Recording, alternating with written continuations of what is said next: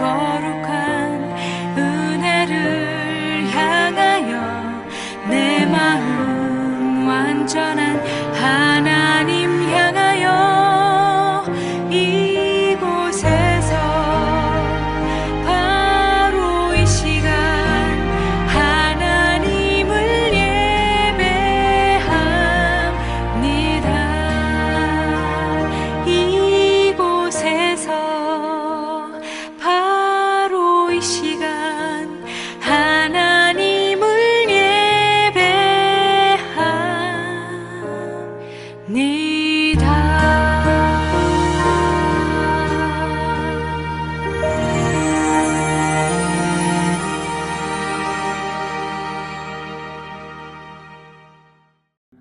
오늘 우리에게 주신 하나님의 말씀은 로마서 12장 1절에서 2절까지의 말씀입니다. 다 같이 화면을 보시면서 함께 읽겠습니다. 형제자매 여러분, 그러므로 나는 하나님의 자비하심을 힘입어 여러분에게 권합니다. 여러분의 몸을 하나님께서 기뻐하실 거룩한 산 제물로 드리십시오. 이것이 여러분이 드릴 합당한 예배입니다. 여러분은 이 시대의 풍조를 본받지 말고 마음을 새롭게 함으로 변화를 받아서 하나님의 선하시고 기뻐하시고 완전하신 뜻이 무엇인지를 분별하도록 하십시오. 아멘. 하나님께서 이 말씀을 통하여 우리에게 은혜 주시기를 원합니다. 하나님의 크신 사랑과 은총이 여러분의 삶에 함께 하시기를 빕니다. 오늘은 시대정신에 저항하는 성도라는 제목으로 함께 하나님의 말씀을 나누겠습니다. 빅토르 위고의 소설 레미제라블은 모르는 사람이 없을 정도로 유명한 소설입니다. 이 소설에는 우리에게 익숙한 장면이 있습니다. 19년 동안 감옥 생활을 마치고 나온 장발장은 사회의 냉대 속에서 오직 미리엘 주교만이 그를 따뜻하게 맞아주었습니다. 하지만 장발장은 미리엘 주교의 값비싼 은식기를 훔쳐 도망치다 경찰에 붙잡히고 말았습니다. 그런데 주교가 경찰에게 뜻밖의 말을 건넵니다. 형제여, 왜 은촛대까지 가져가지 않았습니까? 그것도 당신에게 선물로 준 것입니다. 라고 말하며 은촛대를 가져왔습니다. 주교는 은촛대를 장발장에게 건네며 이렇게 말했습니다. 장발장, 나의 형제여, 당신은 이제 악이 아니라 선에 속한 사람입니다. 나는 당신의 영혼을 위해서 값을 치렀습니다. 그리고 미리엘 주교의 사랑과 은혜가 장발장의 남은 인생을 변화시켰습니다. 그는 그 후로 평생을 타인을 위해 자신을 내어주는 산 제물과 같은 삶을 살았습니다. 그리고 오늘 본문 말씀은 그러므로 라는 말씀으로 시작합니다.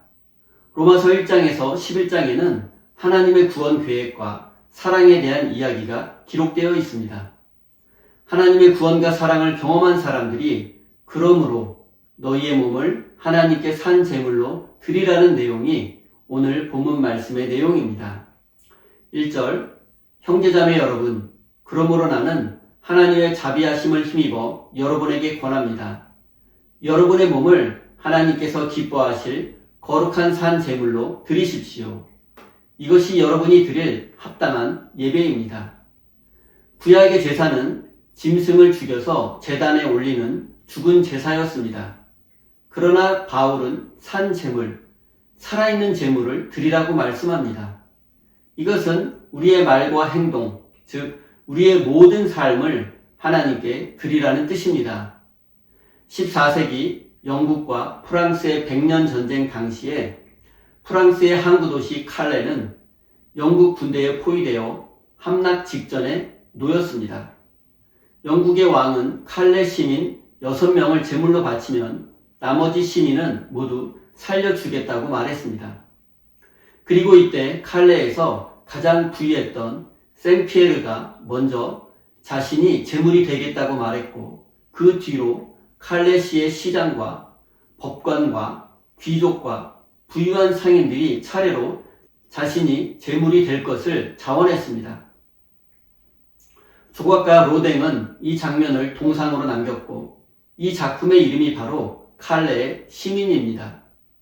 그리고 이 작품 속 시민들의 표정은 영웅적인 미소나 담대함이 아니라 죽음의 공포와 고뇌로 가득 차 있습니다. 중요한 것은 제물이 되기를 자청한 6명의 시민이 말로만 칼레 시민을 사랑한다고 말한 것이 아니라 실제로 자신의 몸을 이끌고 광장으로 나가 제물이 되었다는 사실입니다. 이것이 오늘 본문 말씀이 말하는 산 제물입니다. 이것이 바로 자신의 몸과 모든 삶을 살아있는 제물로 바치는 것입니다. 이처럼 우리가 하나님께 드리는 예배는 관념적인 생각이 아니라 하나님의 정의와 사랑이 필요한 현장으로 나아가서 실천하는 것입니다. 하나님이 원하시는 예배는 고통받는 이웃과 정의가 사라진 세상 속에서 하나님의 손과 발이 되어 사랑과 정의를 실천하는 것입니다.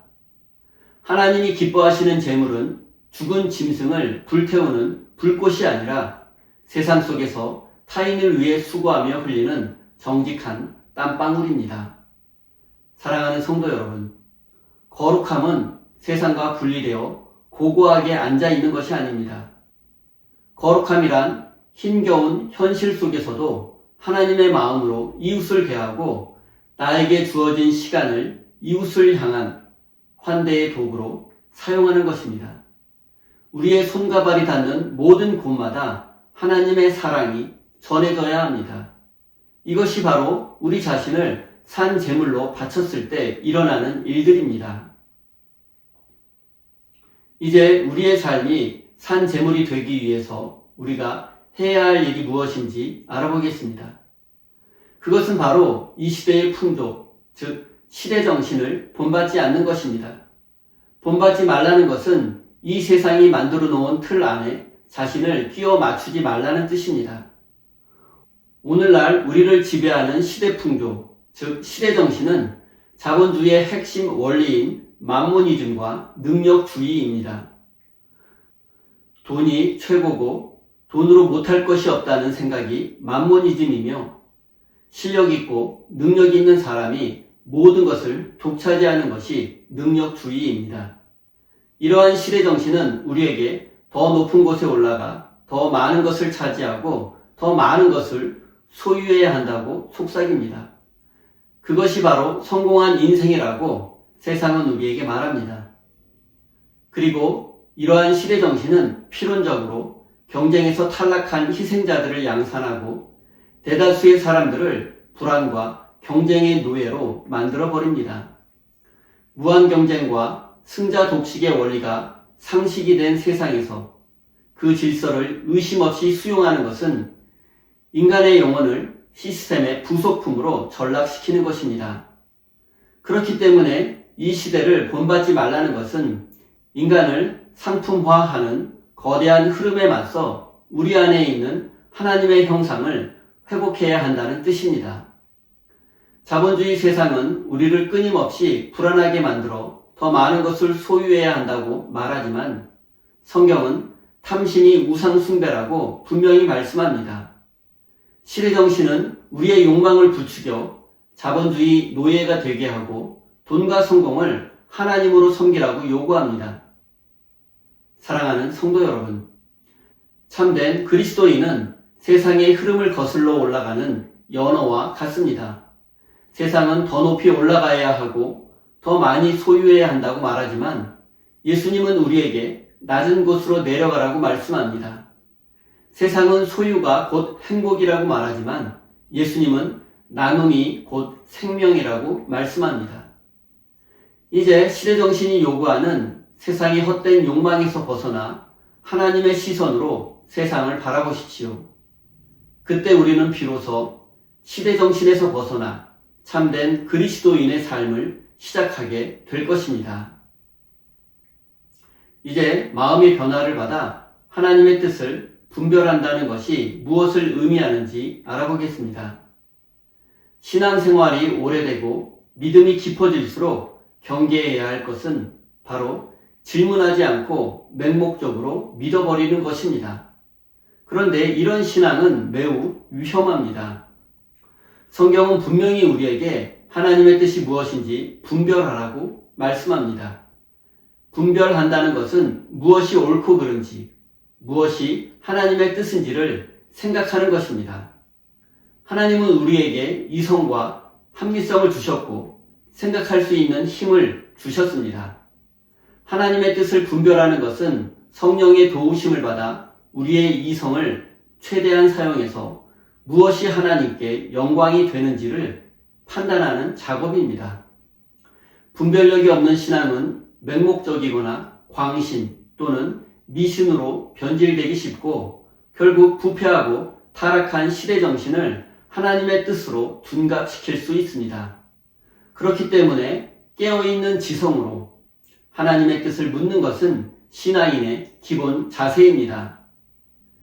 혐오의 언어가 신앙으로 포장되고 가짜뉴스가 범람하는 이 시대에 우리에게 가장 필요한 것은 무엇이 하나님의 뜻인지 분별하는 영적인 분별력입니다.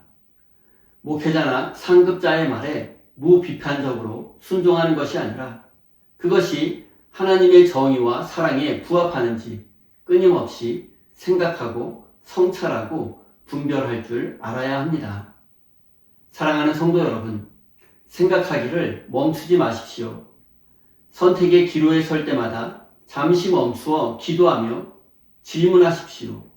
이 말과 행동이 이웃에게 유익이 되는지, 하나님의 정의에 부합하는지, 이 작은 성찰이 우리를 악의 도구가 되지 않게 지켜줄 것입니다. 사랑하는 성도 여러분, 세상은 끊임없이 우리를 자신의 틀에 가두려고 하지만 우리는 마음을 새롭게 함으로 그 틀을 깨고 일어나야 합니다.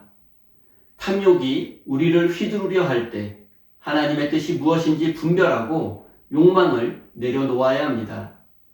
습관적인 교인이 되지 말고 깨어있는 지성으로 하나님의 마음을 헤아리는 성숙한 성도가 되어야 합니다.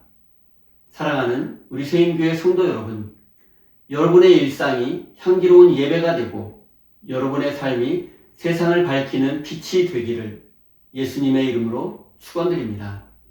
우리 다 함께 주신 말씀 가슴에 새기며 기도의 자리로 나아가겠습니다.